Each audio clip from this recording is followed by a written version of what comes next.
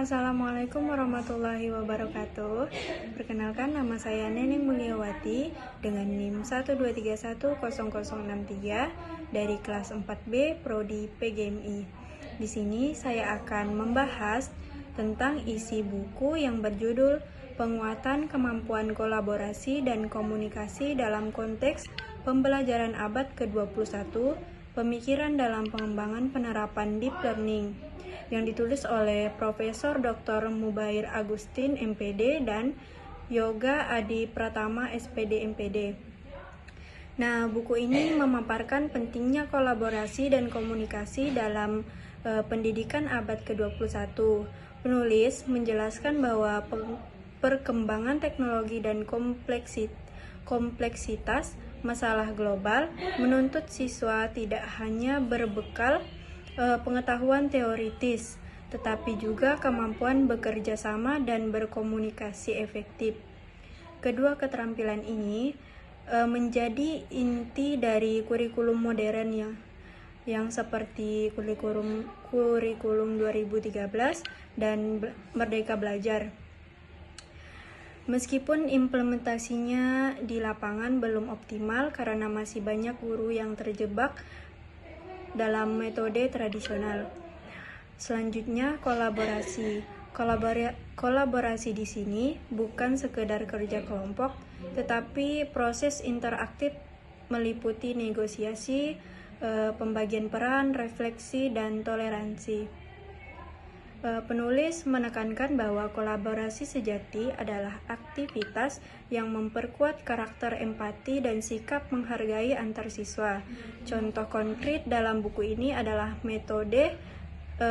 model Project Based Learning atau PBL yang mendorong siswa bekerja sama, memecah masalah dunia nyata, dan guru sebagai fasilitator, bukan pusat pengendali.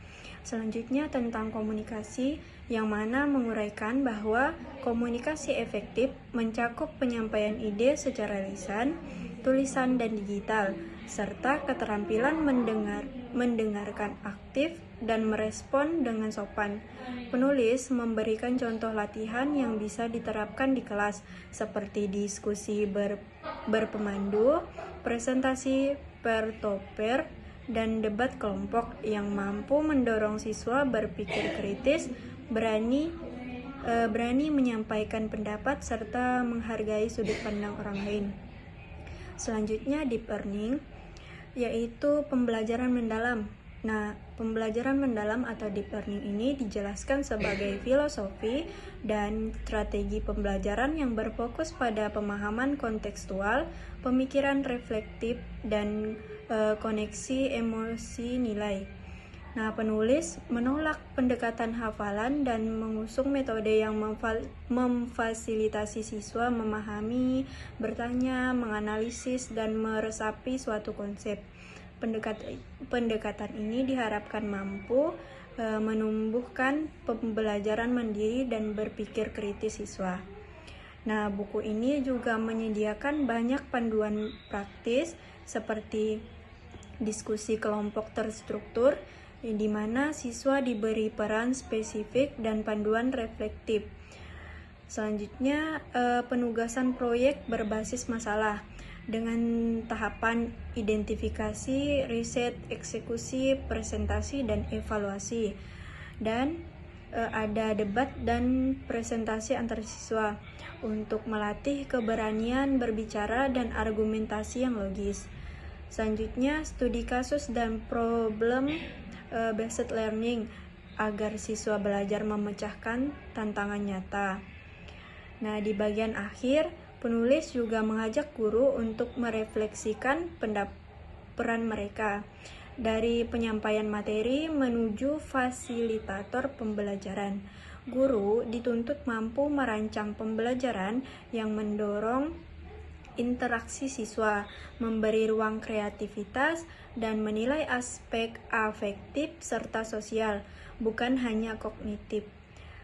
Tulisan ini juga menekankan pentingnya evaluasi autentik, menggunakan rubrik kolaborasi, jurnal reflektif siswa, dan portofolio sebagai sumber data penguatan proses belajar. Nah, sebagai penutupnya, buku ini menyimpulkan bahwa penguatan kolaborasi dan komunikasi melalui pendekatan deep learning merupakan respon tepat terhadap tuntutan pendidikan abad ke-21.